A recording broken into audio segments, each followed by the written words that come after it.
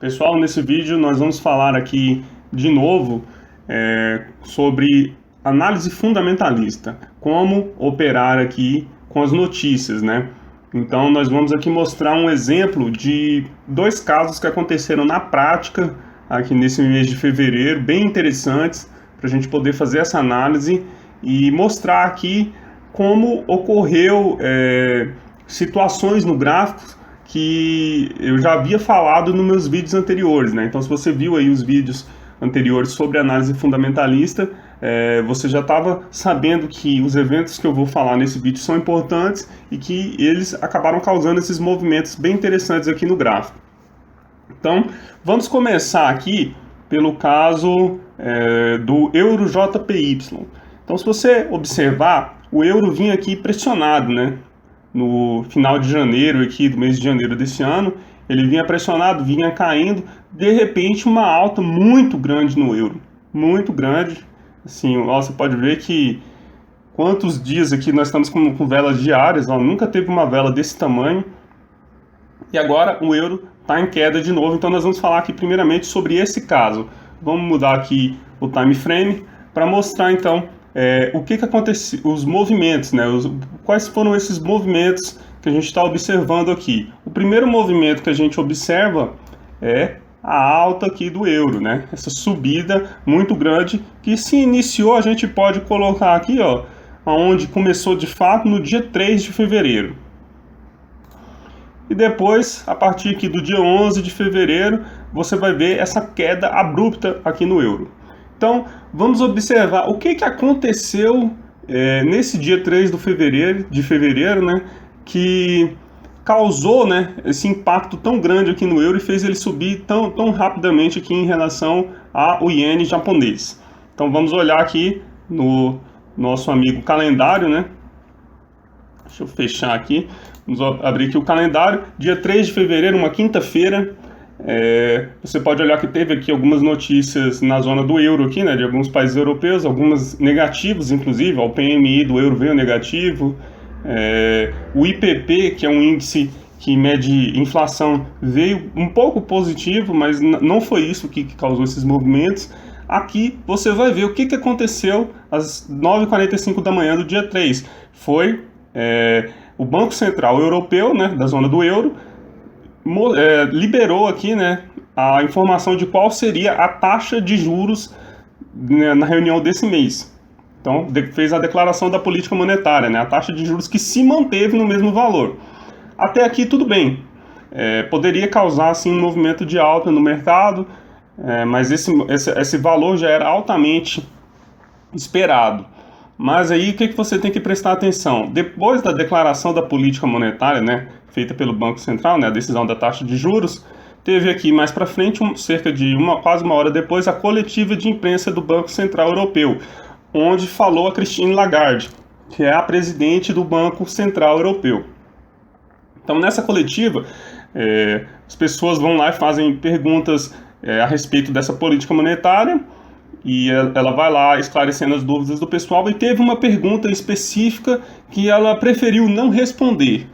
Então, quando ela preferiu não responder, os participantes do mercado observaram isso como uma indicação para um movimento futuro, uma mudança no padrão do Banco Central Europeu, que o Banco Central Europeu ela vinha sempre afirmando que ia seguir em uma direção, e dessa vez ela não quis repetir essa afirmação, ela simplesmente preferiu não responder. Então isso causou esse movimento muito grande aqui no euro JPY. Por quê? Por causa dessa divergência de política monetária entre a zona do euro e entre o Japão.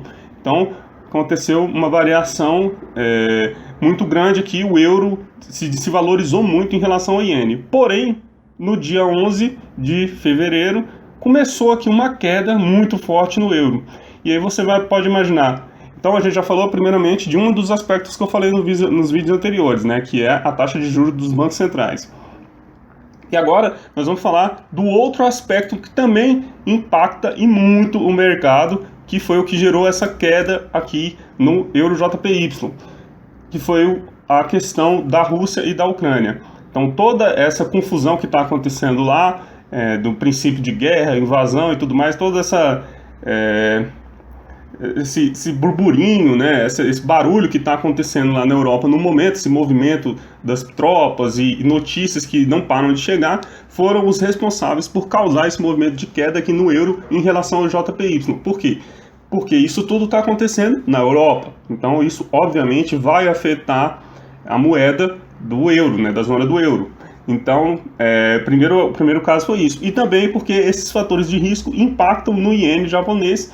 Então, esse par de moeda se movimentou muito por esses dois motivos nesse mês de fevereiro. Uma alta, primeiro por causa da entrevista da Christine Lagarde, e depois essa queda aqui por conta desses movimentos que estão acontecendo lá na Europa, né, como problema com a Rússia, lá na Ucrânia. Outro par de moeda interessante aqui, que também foi atingido, né, que foi aqui influenciado por essa questão da Rússia e da Ucrânia, é o ouro, né? Você pode ver aqui que o ouro vinha pressionado, vinha caindo, né? Tem uma questão aí da política monetária dos Estados Unidos, e de repente o ouro, que estava tendo muito trabalho para subir, você vê aqui que a partir do dia 11 de fevereiro, também a mesma data que a gente viu lá no euro e no iene, o que aconteceu? O ouro subiu bastante de valor, porque o ouro também foi muito impactado por essa questão que está acontecendo lá na Rússia, né? Por essa questão do risco do mercado, acabou aqui influenciando no preço do ouro. Então, tá aí um vídeo mostrando para vocês na prática a importância, né, de se conhecer, de se entender os fatores que movem o mercado de verdade, né, de se entender a análise fundamentalista. Então, nesse vídeo eu já falei de dois aspectos que eu havia citado nos vídeos anteriores, né, a questão da taxa de juros e agora falando da questão geopolítica, né, dos problemas da geopolítica, como que ela movimenta o mercado.